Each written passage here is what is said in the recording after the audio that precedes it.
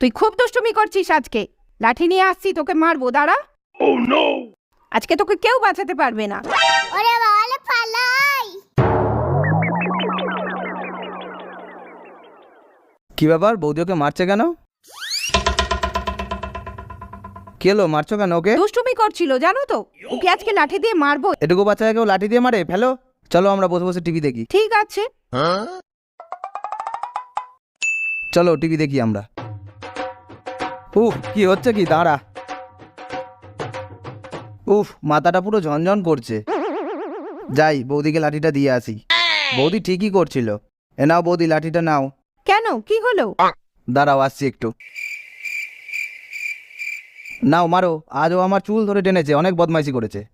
এবার তোকে কে বাঁচাবে? হ্যাঁ,